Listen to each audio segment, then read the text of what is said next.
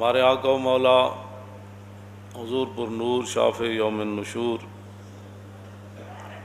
صلی اللہ تعالیٰ علیہ وآلہ وبارک وسلم، حضور بھی خوش ہوتے ہیں حضور کے دشمنوں سے دشمنی کی جائے،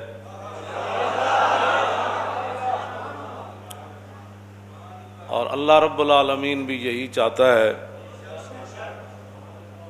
کہ رسول اللہ کے دشمنوں کے ساتھ دشمنی ہی نہ کی جائے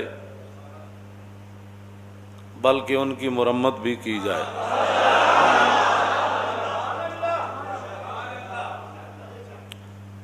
مولانا محمد ہاشم ٹھٹوی سندھ کے، ان کی کتاب ہے السیف الجلی علی صاب بن نبی، کہ کھلی تلوار اس دے سر ہوتے جڑا حضور دے خلاف گل کرے، اور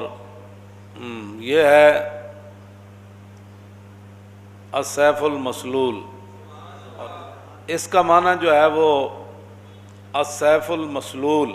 ننگی تلوار، وہ کھلی تلوار، یہ ننگی تلوار، اور انہاں فرمایا السیف المسلول علی من سب الرسول، ننگی تلوار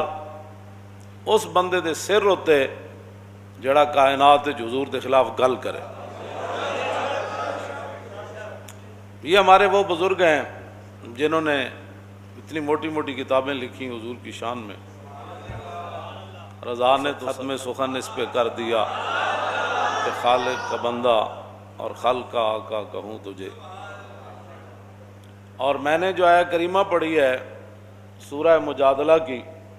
اللہ رب العالمین نے فرمایا ان الذین یحادون اللہ ورسولہ، اتھوں دے بھی تے اتھوں دے بھی سارے جنہاں نو اتھے تکلیف گل اساں کیتی فرانس دے خلاف، تے اتھے تکلیف کیوں ہوئی؟ انشاءاللہ یہ تکلیف تہاڈیاں نسلاں تک بھی رہے،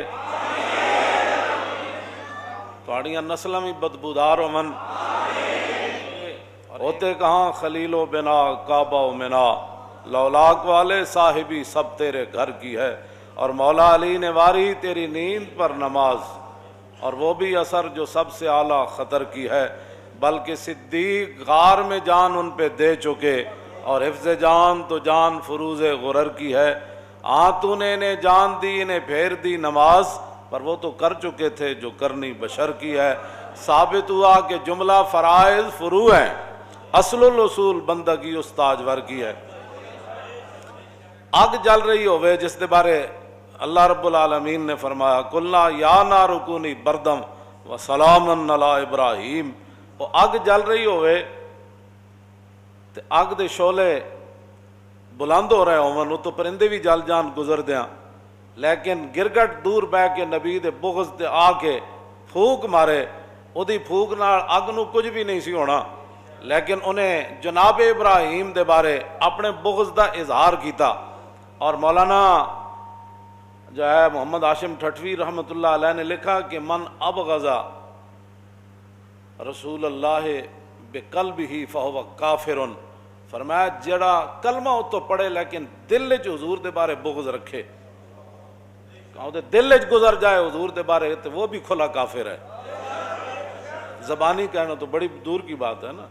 دل وچ تو کہ نہیں جی بالکل نہیں جی ٹھیک ہے ساری باتیں، ہم بھی عاشق رسول ہیں، لیکن تو پھر یہ لیکن کا کیا مطلب ہے؟ جب عاشق رسول ہے پھر لیکن تو بات ہوتی نہیں ہے۔ رسول اللہ نے خود فرمایا کہ جدو میری عزت دی گل آنی، اے عمیر بن عدی جدو مار کے آئے اسماء بنت مروان یہودیہ عورت نو، وہ 3 جرم کر دی سی، ایک تو یہ کہ رسول اللہ دے خلاف گلاں کر دی سی،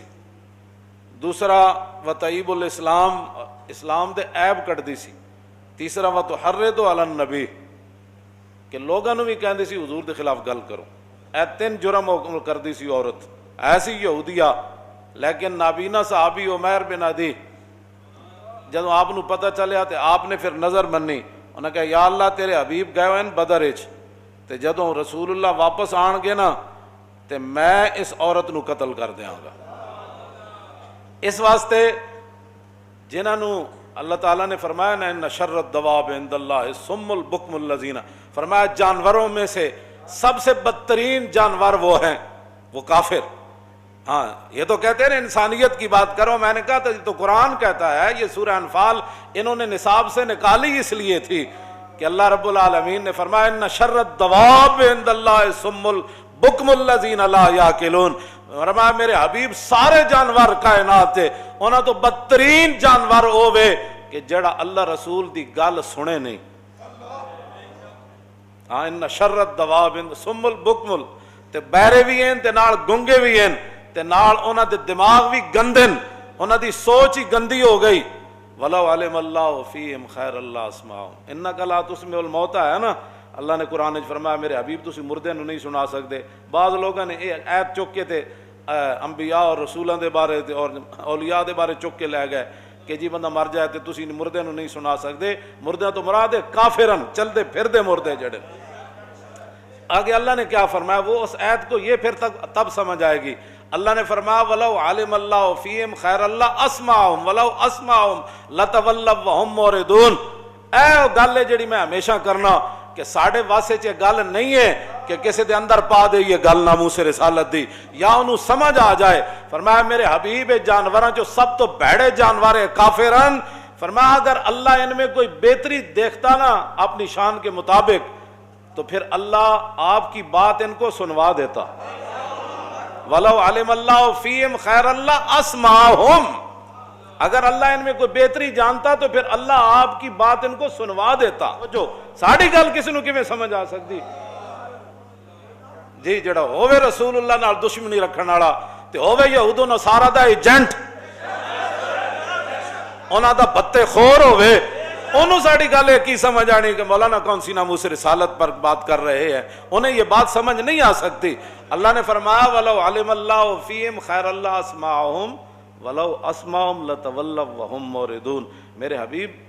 ان میں کوئی خیر تو ہے نہیں، اگر کوئی خیر ہوتی تو اللہ ان کو آپ کی بات سنوا دیتا، ان کے کانوں تک چلی جاتی، ان کے دماغ تک وہ بات چلی جاتی۔ وَلَوْ أَسْمَعَهُمْ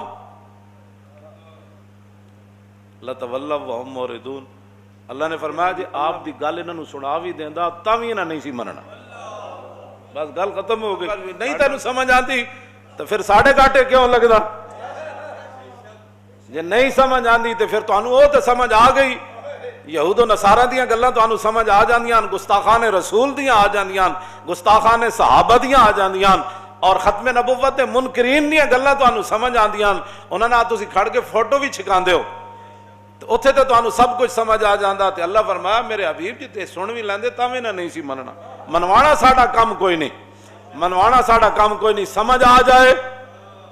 تے مغلاں دے کتے نوں بھی آ جائے، جے نہ آ جائے تے کلمہ پڑھ کے بھی نہ آوے اور اس ملک وچ بھی نہ آوے جڑا ملک بڑے ہی حضور دے نہ ہوتے ہو۔